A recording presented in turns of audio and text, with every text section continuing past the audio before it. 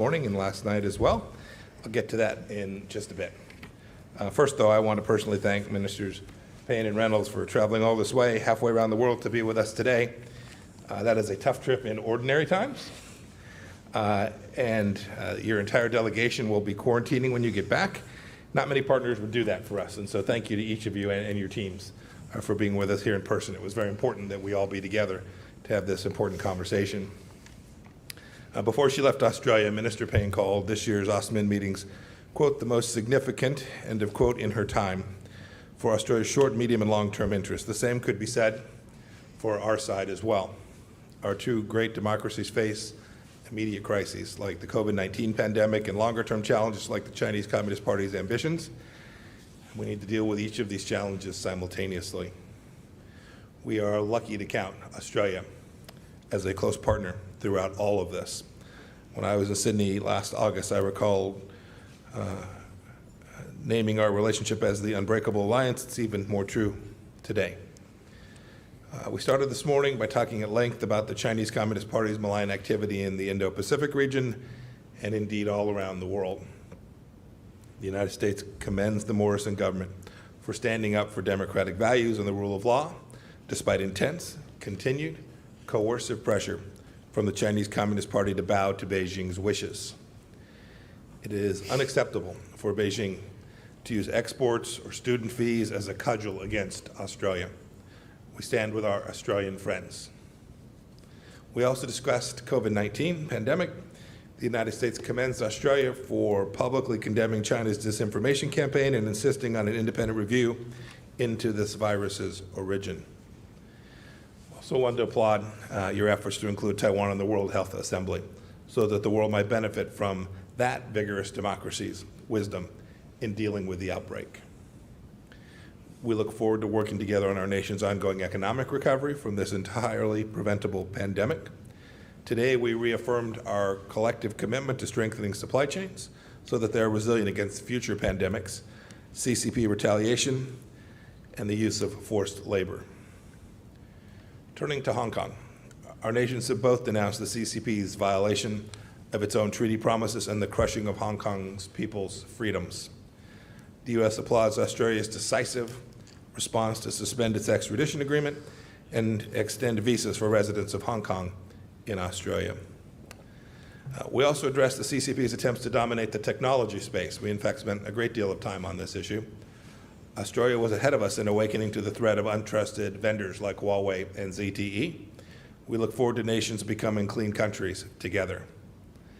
And finally, we'll keep working with our Australian partners to reassert the rule of law in the South China Sea, which the United States and Australia have both underscored in recent important statements. I'll let Secretary Esper address more about our military cooperation both there and elsewhere. Ministers, as I said just last week at the Nixon Library, the burden Australia has undertaken to uphold democratic values is not yours to bear alone. The United States knows the threats that you and the rest of the free world face, and the United States stands with you in our unbreakable alliance. Thank you again for being here today. Minister Payne, to you. Thank you very much, Mike, and to our Secretary colleagues, Mike Pompeo and Mark Esper. It is a great pleasure to be here today. Both Minister Linda Reynolds and I are very pleased that OSMIN was able to take place in person today. We know that we're living in a very constrained set of circumstances, so we particularly appreciate the effort made by the United States to host us here, by the teams who have put together an OSMIN in these constrained circumstances. And I want to thank all of those involved. I want to thank Ambassador Arthur Sinodinos and his team, acknowledge Ambassador A.B. Culverhouse, who's also made the trip from Canberra, and our Secretaries Francis Adamson and Greg Moriarty, and the Chief of the Australian Defence Force, General Angus Campbell. This year marks 80 years of diplomatic relations between Australia and the United States. This is the 30th OSMIN talks, and indeed, as Mike referred to, it is my 5th in 2 incarnations at least. It's hard to believe that it's a year since we were in Sydney, because so much has happened in the last 12 months. And I want to particularly convey my condolences, my sympathies to those amongst the American people who have lost loved ones, particularly during the COVID-19 pandemic. These are difficult times for all of us. As both Secretary Pompeo and I have said at various times, Australia and the United States' strong and enduring relationship is built on our shared values. It's built on our resolute belief in the rule of law, our respect for human rights, our promotion of gender equality, our protection of freedoms of religion and belief. It's built on the fact that we are both strong liberal democracies that cherish freedom of expression and diversity of opinion, and it's built on our confidence in making decisions in our interests. At AUSMIN today, we discussed and reached agreement on a wide range of issues.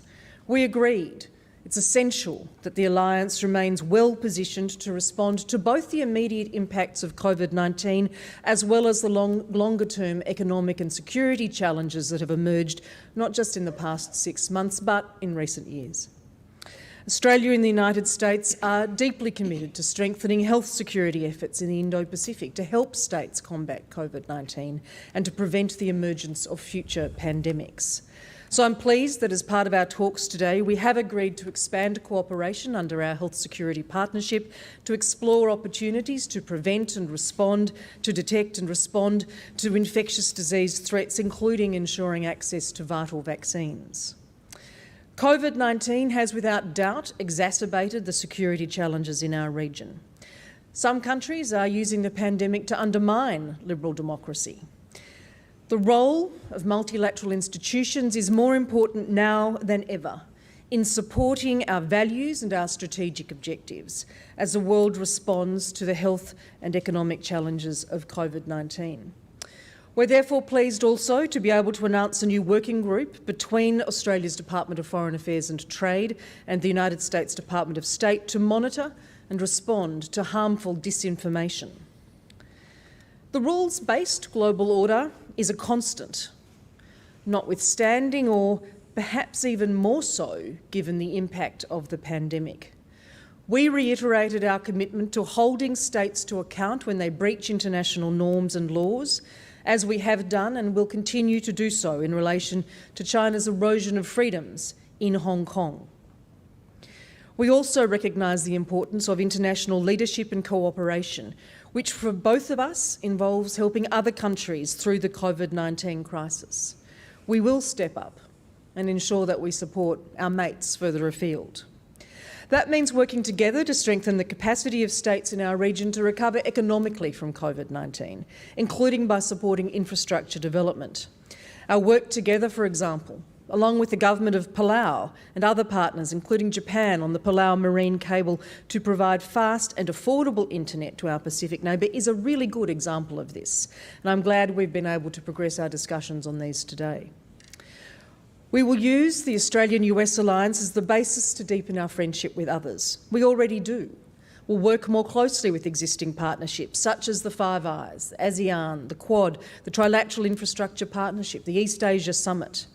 And as we have through COVID-19, we will build new groupings, cementing friendships, improving our security through a network of nations that share our vision of an open, prosperous and secure Indo-Pacific. I'm very proud to be here this week. I'm very proud that the enduring Australia-US alliance will be at the very heart of this vision. Mike, thank you, and Mark, again, for your hospitality. Well, thank you, Minister Payne and Minister Reynolds, Maurice, Linda, for coming all this way to be here in person, particularly in the time of COVID. Your presence reflects the strength of the U.S.-Australian alliance and signifies our ever-increasing convergence on the most important strategic issues of our time. The United States and Australia share a deep and enduring bond, united by common values and forged through decades of shared sacrifice, having fought shoulder to shoulder in every major conflict since World War I.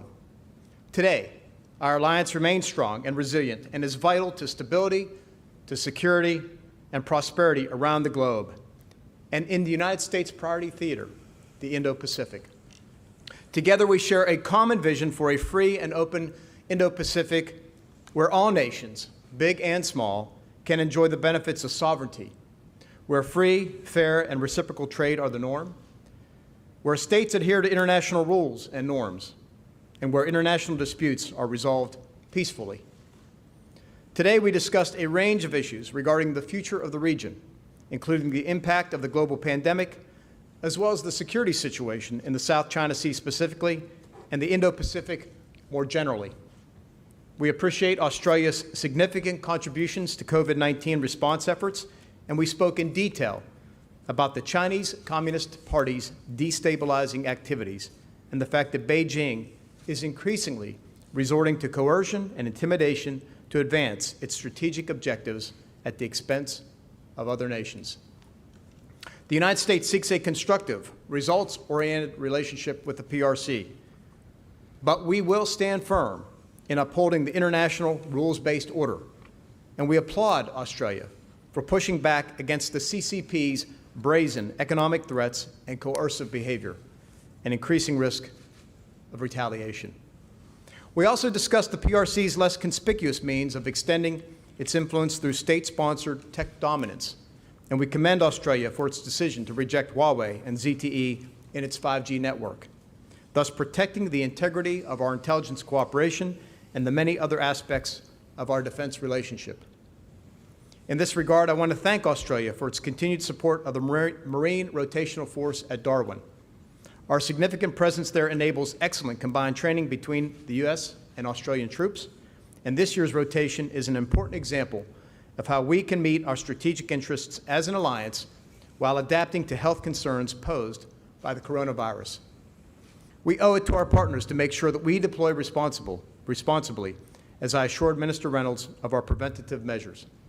Additionally, last week, 5 Australian warships joined the USS Ronald Reagan Carrier Strike Group and a Japanese destroyer in conducting a trilateral naval exercise in the Philippine Sea, ahead of the upcoming RIMPAC exercise in Hawaii. These exercises not only bolster interoperability, but also send a clear signal to Beijing that we will fly, we will sell, and we will operate wherever international law allows, and defend the rights of our allies and partners to do the same. Amid these challenging and uncertain times, the U.S.-Australia alliance remains a powerful force for stability and prosperity in our region and the world. And we thank you once again, Minister Payne and Minister Reynolds, for your participation here today. Thank you. Well, thank you very much, Secretary Esper, to Mark and to both of you. Mike, thank you very much for your hospitality and also for the very productive discussions that we've had today. I'm delighted that we're able to come here in person because there really is no substitute for face-to-face meetings that we've had here today. Since its beginning, Osman has steered our alliance through a rapidly changing world, from the Cold War to confronting extremism and most recently focusing the alliance activities in the Indo-Pacific. But today we are both experiencing a profound change in the geopolitical framework that underpins our security but also our prosperity. So now, more than ever, we must put a premium on ensuring the alliance continues to serve both our nations' interests. And today we have done just that, focusing to ensure our alliance cooperation is best placed to respond to our shared challenges. We've agreed an ambitious set of defence outcomes, ones that advance our cooperation in support of our shared vision. A vision for a region that is secure, that is open, and that is also prosperous. Secretary Esper and I signed a statement of principles on alliance defence cooperation and on force posture priorities in the Indo-Pacific. This builds on our successful force posture cooperation over the past 10 years, and it will drive the next decade of our defence cooperation in the Indo-Pacific. It will also strengthen our shared ability to contribute to regional security and to deter malign behaviour in our region. We intend to establish a US-funded commercially operated strategic military fuel reserve in Darwin. We agreed to further deepen our defence science, technology and also our industrial cooperation. This includes hypersonics, electronic warfare and space-based capabilities. This will ensure the alliance maintains its capability edge in a rapidly modernising environment. Further reducing barriers to industrial base integration will also strengthen our interoperability and also our shared resilience. When we released Australia's Defence Strategic Update earlier this month, my Prime Minister noted that we now face a world that is poorer, that is more dangerous, and that is more disorderly. The Australian Government's $270 billion investment in defence capability over the next decade will build capability, resilience and further agility for the Australian Defence Forces. It will also allow Australia to make its strongest contribution to our shared alliance security interests right across the Indo-Pacific. And today, we reaffirm the importance of working with partners to strengthen sovereignty and also resilience to coercion. Our alliance is in great shape, but we cannot ever take it for granted. And this is why the substantial outcomes and agreements we have reached today are so important for us both. Thank you. Okay. For our first question, let's go to Nick Schifrin from PBS NewsHour. Thank you very much, Mr. Secretary, Minister Payne. If I could ask you both about China and Mr. Secretary a more local question. Mr. Secretary, after your Alliance of Democracy speech, you received some criticism by some people who called it unworkable, especially for European allies, as the Trump administration pursues a confrontational trade policy on Europe and doesn't criticize other autocrats, including Viktor Orban. How do you work through that? And Minister Payne, another aspect of that speech was the admonition to help the Chinese people change the Chinese government. Do you think that is possible and or wise? Mr. Secretary, if I could quickly, more locally. You want three questions? Yeah, good try. Just quickly, let me just take your first question to me, and then Minister Payne can take the second one. No, it's completely workable. As I said in that same set of remarks, this isn't about picking America versus China. This is about choosing freedom and democracy against tyranny and authoritarian regime. And I am confident that the democracies, our transatlantic alliance, all of those great nations know precisely which side of that debate they want to be on. They know where their people's interests lie. They lie with freedom and democracy and continued economic prosperity for their people. That doesn't come from partnering with or working with authoritarian regimes that threaten them, but rather working with countries like Australia and America that value freedom and human rights in the same way that they do. You made a comment about the fact that we've not been consistent on human rights. I have a fundamentally different view of that.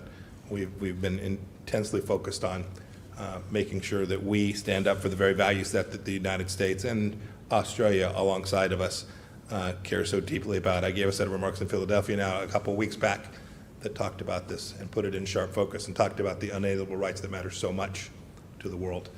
And we'll defend them everywhere. And I'm confident that our partners all across Europe and, frankly, democratic friends all across the world, whether that's in India or Japan or South Korea, our Australian partners who are here today, understand that the challenge of our times is to make sure that those nations that do value freedom and do want economic prosperity based on the rule of law will join together to deliver that for our people. Last thing, you asked the second question here. I'm going to take a swing because you mischaracterized again what I said. Go back and look what I said. We need to make sure we're talking to everyone all across the world. The Chinese, when they come here, they talk to Democrats. Right? They go to Capitol Hill and lobby Democrats on Capitol Hill. American diplomats ought to have that same opportunity so that we can speak to all people that are part of the People's Republic of China. It seems only appropriate that we do that. It seems quite necessary. Indeed, I would think that the government of Beijing would want that. We encourage there to be freedom of speech, openness, the capacity to work with elements inside the United States that don't always agree with the administration.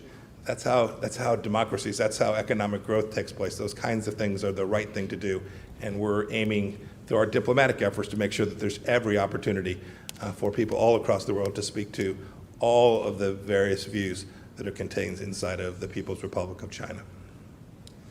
Thanks very much, Mike. And Rather than, I think, make individual comments on the Secretary's speeches are his own. Australia's positions are our own, and we operate, as you would expect, on the basis of our shared values, actually, which are reflected in both the approach of the United States and the approach of Australia. But most importantly, from our perspective, we make our own decisions, our own judgments in the Australian national interest and about upholding our security, our prosperity and our values. So we deal with China in the same way. We have a strong economic engagement, other engagement, and it works in the interests of both countries. That said, of course, we don't agree on everything. We are very different countries, we are very different systems. And it's the points on which we disagree that we should be able to articulate in a mature and sensible way and advance, as I said, our interests and our values. As my Prime Minister put it recently, the relationship that we have with China is important, and we have no intention of injuring it. But nor do we intend to do things that are contrary to our interests, and that is the premise from which we begin. Next, can we go to Sarah Blake from News Corp? Thank you. I have a question for both Secretary Pompeo and for Minister Payne. Secretary Pompeo, there are currently dozens of Australian citizens in Syria who are the wives and children of captured Islamic State fighters. Do you think that Australia should bring these people home? And if so, why? And if so, why not? You know what I mean. If you have a question for Minister Payne, you can go ahead and put that. Minister Payne, did the question of the ISIS wives and children arise in your talks with Secretary Pompeo? And will Australia bring these people home? And if so, why or why not? Maybe I'll let you go first, since it's the same question and they're Australian people about which we speak. Well, we've broadly discussed a number of issues relating to counter-terrorism more broadly, and in relation to Syria, it's important to note that Australia has repatriated some orphans from Syria, but these are very complex challenges, and I don't think that that should be underestimated. The priority of the Australian government is the protection of Australia and the Australian community. We're a good international citizen. We don't shy away from our responsibilities, and those also, of course, include our responsibilities to citizens at home, to our diplomats and officials who would be required to travel into what are very dangerous situations. And as the government has repeatedly said, the Prime Minister, the Minister for Home Affairs and I have repeatedly said, we will not put Australian lives at risk to try and to extract people. It's important to note, I think, that COVID-19 has further complicated this picture extensively. We have seen closed borders, significant travel restrictions, significant international travel bans put in place, including, of course, in Australia itself. Movement in Syria and in the region is now more complex than ever. And at home, we see our states and territories very stretched, as an understatement in some cases, because of the impact of COVID-19 infections. So any assessment of the sorts of resources that would be needed to reintegrate, to monitor, to secure, to de-radicalise people who are brought home are under significantly more pressure than they usually would be. And we will not put our communities at home at risk, nor our officials abroad, to extract people from Syria under current conditions. We will always take a case-by-case approach to returns of individuals, but at this point in time, it's an extremely complex situation, and that remains the government's position. And we've made very clear our expectation is that the places that these fighters are being detained may not be sustainable, and that we need to work with each host country to bring those people back and bring them to justice back in their home. We think that's important. We've been consistent with that all across all the nations that have fighters that are there inside of Syria. Third question, we'll go to Katie Bell Williams from Defense One.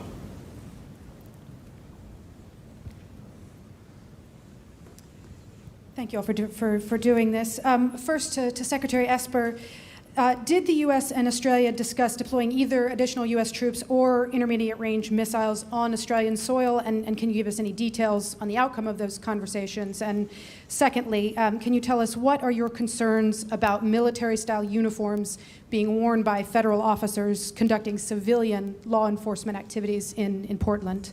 And then to Minister Reynolds, during your meetings this week, did the U.S. side press you to conduct freedom of navigation operations closer to the disputed island chains in the South China Sea than Australia has previously been willing?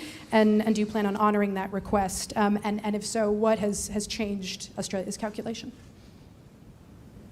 So I'll go first, and I'll take your first question since it involves our Australian partners who have traveled 22 hours to be here today and face a 14-day quarantine on the back end. Let me just say we had a very wide-ranging discussion about the capabilities that the United States possesses and that the capabilities that Australia possesses and our desire to advance them, whether they are hypersonics or any other type of capability. And I think it's important as we think forward about how do we deter bad behavior in the Indo-Pacific and how we defend the international rules-based order, in this case specifically with regard to China. I would like also to take this moment to commend Australia. They recently announced a bold new defense strategy that is far-reaching, and I think really puts them at the forefront as a really extremely capable partner to the United States and a very capable partner in terms of defending that international rules-based order. And that will involve the full suite of capabilities and strategies we intend to roll out together in the years ahead. Well, thank you very much, Mark. And Katie, in relation to transiting through the region and also freedom of navigation and overflight, as you would expect, it was a subject of discussion. For those of you who know, Australia has a long history of transiting through the region, unilaterally, bilaterally with regional friends, and also multilaterally. For example, the ADF Joint Task Group recently transited through the South China Sea on its way to RIMPAC, and as the Secretary observed, we did a trilateral transit through the Philippine Sea. Our approach remains consistent, and we will continue to transit through the region in accordance with international law. Okay, last question to Amelia Adams with 9 Network.